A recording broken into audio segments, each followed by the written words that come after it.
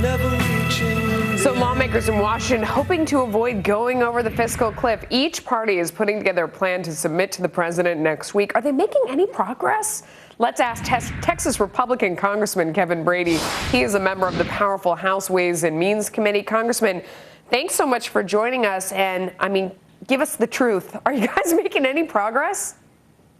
You know, I think we are. I mean, Republicans, we certainly understand the seriousness and urgency of the fiscal cliff. And to that end, we've reached across the table to outline a plan for increased revenue through a stronger economy, focused really on a much better, much simpler tax code.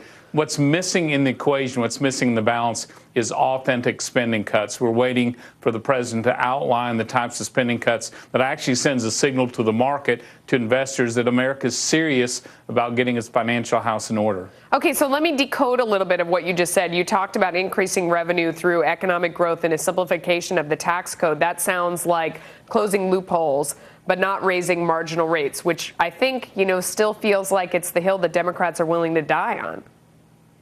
You know, I think it would be a mistake for them to take an extreme position that they would hold the economy hostage to higher tax rates. In truth, higher tax rates will hurt the economy, and it's not a serious deficit proposal. Those higher taxes the president proposes only pays for 7 days or 8 days of Washington spending. But economic growth, for example, returning to the revenues of 2009 will cut our deficit in half. And so if you couple that with real spending cuts, authentic spending cuts, you've really got us headed back toward a balanced budget. And I think if we focus on how do we find a bipartisan way to solve Social Security and Medicare, boy, that is the signal to the investors that we've got the right track. So wait, so if they came out and said that they were willing to do something real to cut spending, especially when you come to entitlements, would you be willing to then go back and revisit the idea on marginal rates?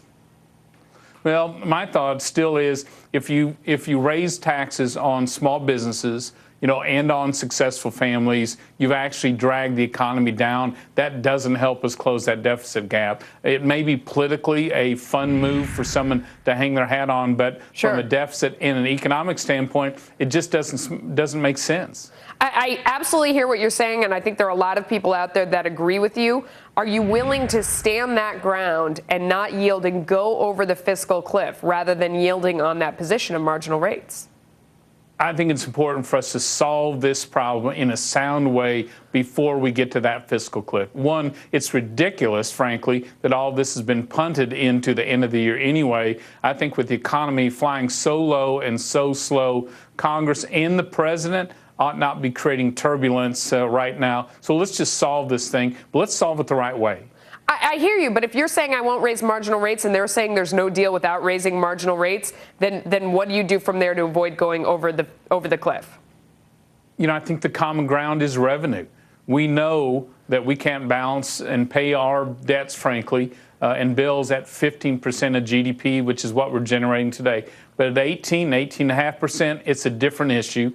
We think we can work with the president and Democrats to find a way to create new revenue, substantial revenue, to start tackling this deficit problem. So you think you have a proposal on paper, laid out that is very clear, because they say the math doesn't work, but you think you can show them the math and bring a proposal to the president that generates enough revenue to convince them to back off the marginal tax rate thing?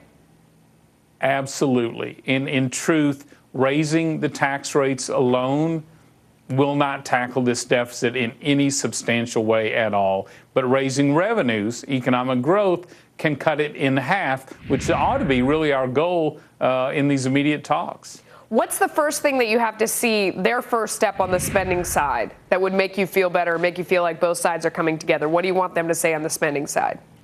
I think a strong number of authentic spending cuts, not backloaded 10 years from now, but real cuts moving forward, less harmful than those slated for national security. I think that would be a big first step. But also, I really think that as long as we continue to duck the challenges in Social Security and Medicare as a nation, we still risk seeing a credit downgrade in the future. That's what the market knows we need to tackle.